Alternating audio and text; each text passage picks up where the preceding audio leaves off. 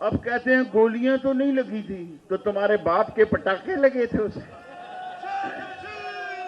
फिर कहते हैं 3 लगी थी या 4 लगी थी। तुमने उसको खत्म करने का इमरान खान को मंसूबा बनाया था। अल्लाह बहुत अजीम है। इज्जत, जिल्लत, तरक्की, जिंदगी, मौत, सेहत, बीमारी सब उस मौला करीम के कब्जे में। अब इनकी साजिश है, क्योंकि इमरान खान से ये इलेक्शन नहीं लड़ना चाहते, कि इमरान खान को स्लो पॉइजनिंग के जरिए खत्म किया जाए, इमरान खान को जहर दिया जाए। जो ये रोज कह रहे हैं असेंबलियों से वापस बुलाएंगे। आज का नौजवान, आज की सियासत मुकामी और बैनुल अक़वामी इमरान खान के साथ है। और अजान का वक्त है, मैं इसी पर आपको रैली की इजाजत देता हूं। और दुआ करें अल्लाह इन चोरों, डाकुओं, लुटेरों से निजात दिलाए।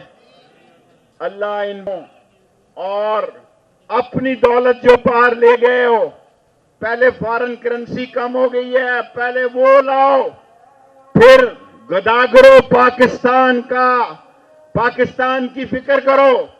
और मैं आखिरी बात कहता हूं कि इंशाअल्लाह इलेक्शन होंगे, इलेक्शन होंगे, इलेक्शन होके रहेंगे। और अवामी मुस्लिम लीग इमरान खान के साथ मिलकर इस पिंडी में इलेक्शन लड़ेगी। और जो असेंबलियां तहलील होगी या मेंबरों को इमरान खान वापस निकालेगा, जो उनके उम्मीदवारों का फैसला होगा उनकी हमायत करेंगे। इंशाअल्लाह सुप्रीम कोर्ट से अरशद शरीफ का केस जिंदा हो गया है।